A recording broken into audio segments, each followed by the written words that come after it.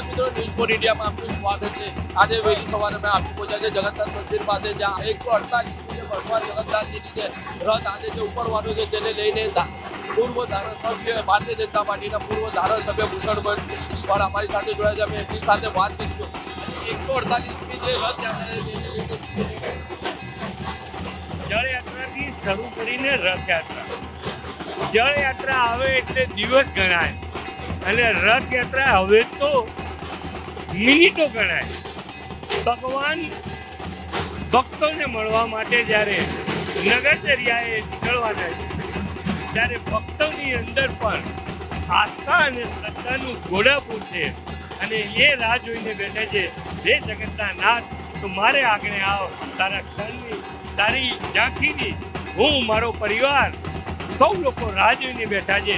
જય જગન્નાથ, જય જગન્નાથ, જય જગન્નાથ। દર વર્ષની જેમ આ વર્ષે એક નવીનતા લાગી રહ્યું છે। તો સમય યુગ પરિવર્તનની સાથે સાથે એઆઈ ટેકનોલોજી હોય, ફેસબુક લાઈવ હોય, ટ્વિટર હોય, અનેકવિધ નવીન શોધની સાથે ટેકનોલોજીના યુગની અંદર પણ ભગવાન, એક સમય હતો જ્યારે સમાચાર નહોતા, ટીવી નહોતા, ત્યારે રેડિયામાં સાંભળતા હતા, ભગવાનની ઝાંખી ઘરે નહોતી થતી।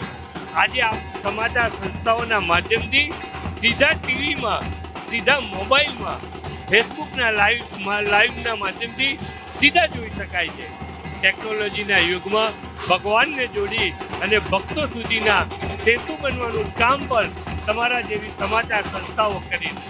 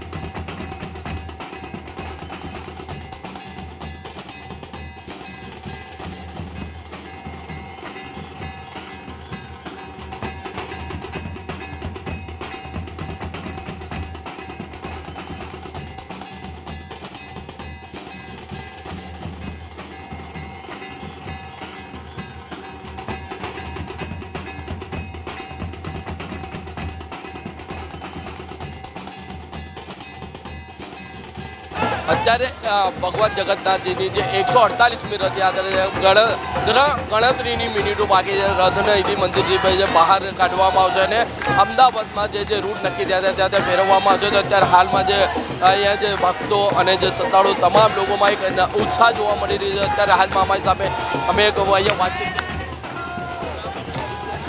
મારું નામ નિર્જા છે અને હું આજે અહીંયા આવી છું 3 વાગ્યાથી અને અહીંયા મને બહુ મજા આવી રહી છે અને આખી વાઇબ જ અલગ થઈ ગઈ છે. એટલે કેટલા સમયથી તમે આવો છો અહીંયા રથયાત્રા?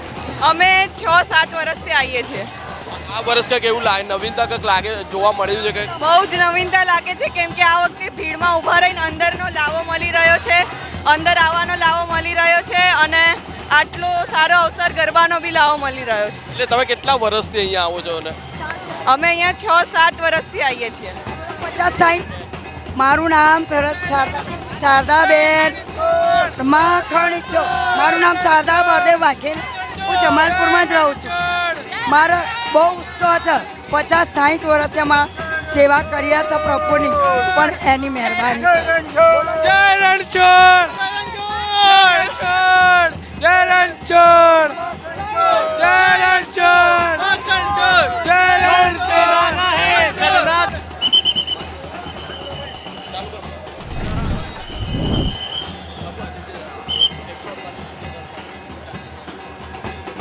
ભગવાન જગન્નાથજીની આ 148મી રથયાત્રાનો થોડીક ક્ષણોમાં પ્રારંભ થશે. માનનીય મુખ્યમંત્રી શ્રી ભૂપેશભાઈ દ્વારા પહિંદ વિધિ કરીને પ્રારંભ કરવામાં.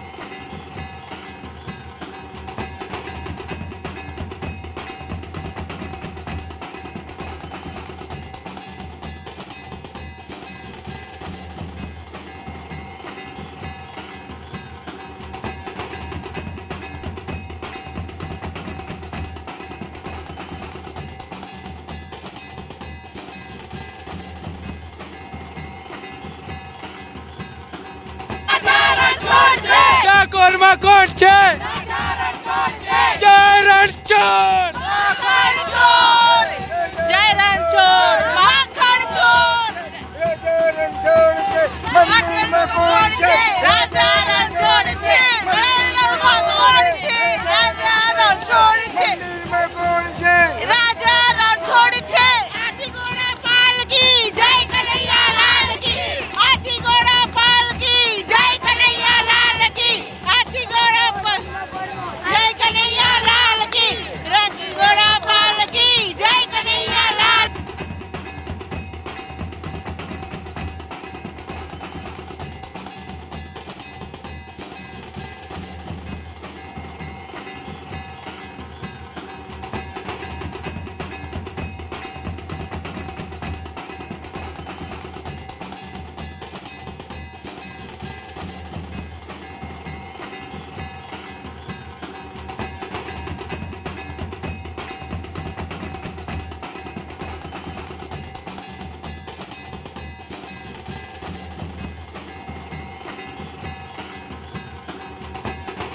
જીનલ શાહ નાણપુરાથી આવીએ છીએ અને લગભગ 3 વાગ્યાના ઘરેથી નીકળ્યા હતા. 5:30 અમે અંદર એન્ટ્રી લીધી અને બહુ જ મસ્ત માહોલ છે. ભગવાન આજે ખુદ દર્શન આપવા સામેથી આવે છે તો આપણે કેમ અહીંયા સુધી ના આવી શકીએ એમ. આપણે આખું વર્ષ અહીંયા દર્શન કરવા આવતા હોઈએ છીએ તો આજે ભગવાન ખુદ આપણી સામે આપણે દર્શન આપવા માટે આવે છે તો બહુ સારું કહેવાય કે અને આ મોકો ચૂકવવો ના જોઈએ એમ.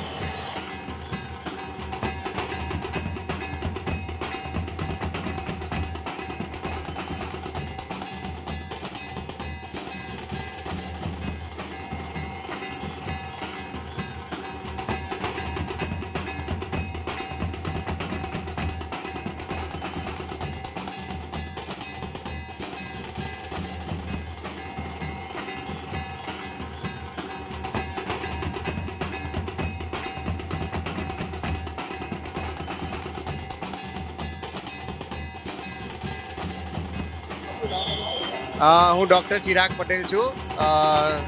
ગવર્મેન્ટમાં જોબ કરું છું અને હું આજે પહેલીવાર અહીંયા મંદિરે રથયાત્રાના દિવસે આવ્યો છું અને અહીંયા ગાડી આવ્યા પછી ભગવાનના દર્શન કર્યા પછી મન એકદમ પ્રફુલ્લિત છે, આનંદિત છે અને ખૂબ જ ઉત્સાહ છે.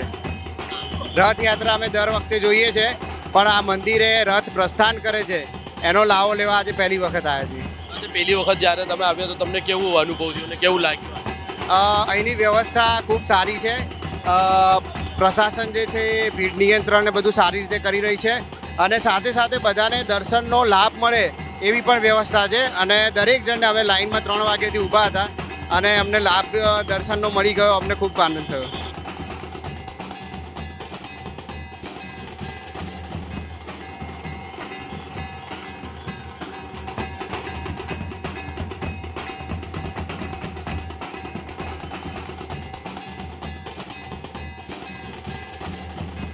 તો 47મી રથયાત્રાના નિમિત્તે આજ સવારમાં સારા દર્શન.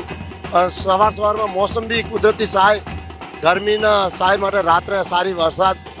માન્ય શ્રી અમિતભાઈ શાહ જે આપણા ગૃહપ્રધાન છે, સવારમાં આરતી કરીને ગયા છે. લોકો આજે રથયાત્રા નિમિત્ત આખા અમદાવાદની અંદર આ વિશિષ્ટ મહત્વ છે. અને માન્ય શ્રી નરેન્દ્રભાઈ મોદી જ્યારથી સીએમ હતા ત્યારથી અહીંયા શાંતિથી આ રથયાત્રા ઉજવે છે. ભાઈચારાની માફક કાલે ભાઈચારાની એક મિસાલ પેશ થઈ. સીએમ હોય કે પીએમ હોય, બધા એની મહત્વ બહુ છે. ભગવાન સિટીની અંદર લોકો માટે દર્શન માટે જાય અને શાંતિ બની રહે અને સારો. અને આ વર્ષે જે વિશિષ્ટ અમદાવાદની અંદર જે દુર્ઘટના ઘટી એના માટે બી એક શ્રદ્ધાંજલિ રહે કે આવી દુર્ઘટના ક્યારે ના બને. જેને પરિવાર અને મોભી આ અંદર ક્ષતિ થાય તો અમે એને શ્રદ્ધાંજલિ માટે પ્રશાસન, RSS હોય કે વિશ્વ હિન્દુ પરિષદ બહુ સારી વ્યવસ્થા ત્યાં એની અંદર બી કરી છે. તો હળી મળીને જે વ્યવસ્થા કરે છે બહુ મહત્વ હોય છે. તો આ એ ભગવાનની એક વિશિષ્ટ મેં છે રથયાત્રાનો. જે રણછોડ માખન છોડ.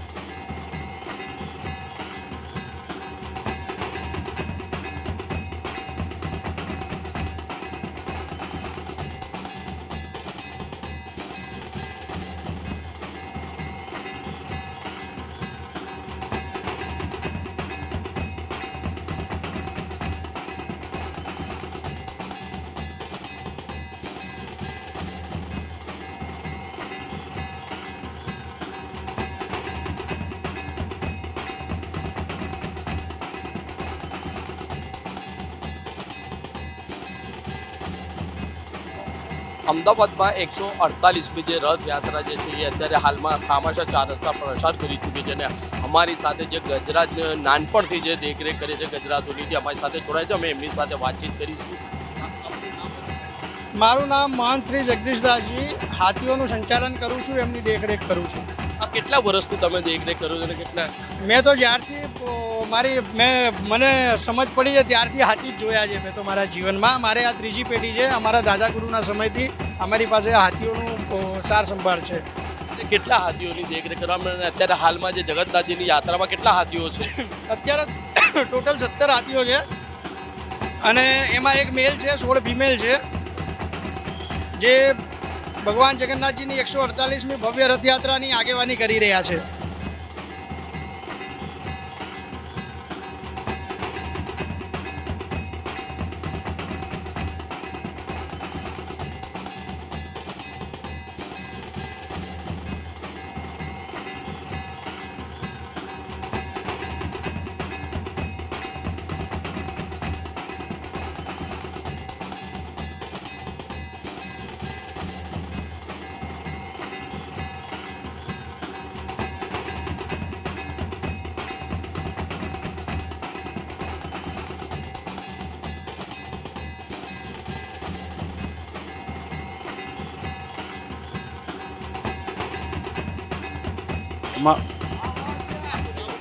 મારું નામ મહેન્દ્ર પરસોત્તમદાસ દવે. છેલ્લા 7 પેઢીથી ગોલ લીમડા જમાલપુરમાં રહીએ અને આ વિસ્તારમાં ભાઈચારા, એકતાનો સંબંધ, આ પરબનો સહયોગ વર્ષોથી લોકો અમને આપતા રહે. ગોલ લીમડા મિત્ર મંડળ હાર્દિક સ્વાગત કરે. એટલે કેટલા વર્ષથી આ પરબ બાંધવામાં આવે છે? દર વર્ષે એટલે જગન્નાથજીનો જ્યારે રથ હોય ત્યારે ફાધર 73 વર્ષની ઉંમર સુધી કરી એમણે, પછી 37 વર્ષની ઉંમરથી મેં ચાલુ કરી. આજે 101 વર્ષ પૂરું થયું આ રથયાત્રાને અને અમારી પરબને. એટલે આ રથયાત્રાને જ્યારે પરબ બાંધવામાં આવે છે આમાં કેટલા લોકોનો સાથ સરકાર અને કેટલા લોકો જોડાય છે? આમાં બધા હિન્દુ મુસ્લિમ બંને બધા જણા બધા અમને સહયોગ કરે અને એકતાનો ભાવ હોય અમારા. આટલા વર્ષોથી તમે એક મુસ્લિમ વિસ્તાર પણ છે અને રહો છો અને આ પરબ પણ રથયાત્રાના સમય દરમિયાન બાંધવામાં આવે છે અને ઘણા એમાં કોમી રમખાણ પણ ત્યાં એ સમય દરમિયાન બી કોઈ તમને કોઈ ઇસ્યુ કોઈ બનાવ આજ લગી કોઈ બનાવ બન્યો નથી અને એકતાના ભાવથી અમને બધા સહયોગ કરે. જેમ કે અમારી સાથે અત્યારે એક બીજા ભાઈ પણ અહીંયા જોડાય છે, એમની સાથે અમે વાતચીત કરીશું. જયંતિભાઈ, મારું ઘરે પણ અહીંયા છે વણકરવાસમાં. અમે વર્ષોથી અહીંયા ગાડી આ રથયાત્રા અમને સેવા આપીએ છીએ. એટલે આ રથયાત્રા સમય દરમિયાન કેટલા વાગ્યાથી કેટલા વાગ્યા સુધીમાં તમે આ સેવા આપો? સવારે 7 વાગ્યાથી સેવા આપીએ છીએ તો રથયાત્રા ત્યાં વિદાય લઈને ત્યાં સુધી અમારી સેવા અહીંયા હાજર રહીએ છીએ. પાણીની પરબ બાંધો, એમાં પાણીની બોટલો તો કેટલી અંદાજે બોટલો આપતા હશો? એની કોઈ અંદાજ ગણતરી નથી સાહેબ. અંદાજે કે 10-20 હજાર? 10-20 હજારની ઉપર, 10-20 હજારની ઉપર જાય છે. હા. તમારા મંડળમાં કેટલા લોકો જોડાય છે ને? ઓછામાં ઓછા 200-500 માણસ તો હોય છે જ અહીંયા. બધા હિન્દુ મુસ્લિમ બધા એકતા તરીકે રહીએ છીએ અમે. અમારું આખું મોહલ્લો સિપા વણકરવાસ છે અમારો આ. એટલે હિન્દુ મુસ્લિમ બધા એકતાથી અમારી આ પરબ બંધાઈ છે વર્ષોથી. આમાં જે પરબ બાંધો છો અને જે બોટલો 10-20 હજાર બોટલોનું વિતરણ કરવામાં આવે છે, એમાં ફાળો કે એવી રીતના કંઈ લેવામાં આવે છે? ફાળો જેને ઈચ્છા પ્રમાણે આપે છે બધા. હા, સૌથી ઈચ્છા પ્રમાણે ફાળો આપે છે. હિન્દુ મુસ્લિમ બધા જ અહીંયા એ પણ આપે છે અહીંયા આપણા પાણીની પરબ માટે સેવામાં. ક્યારે અલગ અલગ રાખેલ નથી. ગમે ત્યારે પણ મુસ્લિમ ભાઈઓ હોય કે આપણા હિન્દુ ભાઈઓ હોય બધા એક સાથે મળીને આ આયોજન કરીએ છીએ. ઘણો આનંદ આવે છે. આટલા વર્ષોથી આ વસ્તુ ચાલે છે. એક વાત અત્યારે બોલાય ના તો રથયાત્રાનો સમય છે એટલે ખુશીનો માહોલ છે અને એક ખુશીનો તહેવાર છે આખા ભારતીયો માટે. પણ ઘણી જગ્યાઓ પર અત્યારે હાલમાં એવા પણ પડછા પણ મારવામાં આવે છે કે દુકાન અને નામ જોઈને ખરીદી કરવી. તે એવા આવા જે લોકો છે જે આવા ભયનો માહોલ બગાડવાનો પણ પ્રયત્ન કરતા હોય તો એમના વિશે તમે શું કહો? એમને આપણે ઇગ્નોર કરીએ છીએ. એવા બોગસ માણસ અમે ઇગ્નોર કરીએ છીએ કે આ વસ્તુ આ શક્ય નથી. જેના વસ્તુ પર ચાલતું એકબીજા પર ડિપેન્ડ છે એ વસ્તુ તો એ લોકો જે કરવાના છે આપણી સાથે વ્યવહાર કરવાના છે. આમાં કોઈ થર્ડ પાર્ટી જે બોગસ પાર્ટી છે આપણને અંદર અંદર ઝઘડાના કોશિશ કરે એને અમે એકદમ ઇગ્નોર કરીએ નથિંગ એ લોકો જોઈએ જ નહીં આવા 72 વર્ષ થયા પણ અમે હિન્દુ અને મુસ્લિમ એક ભાઈ થઈને રહ્યા છે. આટલી ધમાલો થઈ પણ એકબીજાના ઘરની વખરી આપે, ખોરાક આપે, એ રીતે અમે સાથે વર્ષોથી અહીંયા રહીએ છીએ. લોકડાઉન સમય દરમિયાન પણ આવી રીતના કંઈ હાલાકીનો સામનો કરવો પડે તો હિન્દુ મુસ્લિમ કેવી રીતના રહેતા હતા? અમે એક જ રીતે અને ચાની વ્યવસ્થા કરતા હતા, નાસ્તાની વ્યવસ્થા કરતા હતા. અને બીજી વાત એ છે કે જે અત્યારે પ્લેન દુર્ઘટનાની અંદર જે હાદસો બન્યો હતો અમદાવાદ એરપોર્ટ ઉપર, તો તેનું પણ અહીંયા બેનર જોવા મળી રહ્યું છે. તેને લઈને શ્રદ્ધાંજલિ પણ પાઠવવામાં આવી રહી છે. જે આવ્યું છે તેમની સાથે અમે વાતચીત. આ લોકો બધા મરી ગયા છે, એમને ઘણું દુઃખ થયું છે. એમાં અમારા સંબંધીમાં ભત્રીજાના સાસુ સસરા પણ એમાં ઓફ થઈ ગયા છે અમારે એમના આત્માની સાથે. આ તહેવારને અત્યારે તમે કેવી રીતના ઉજવો છો? તમારા સગા સંબંધીઓ પણ આમાં એક્સપાયર થયા હતા. અમે ઉજવતા નથી પણ અમે આવી રીતે આ પરબ ઉપરને બધા શ્રદ્ધાંજલિ પ્રમાણે.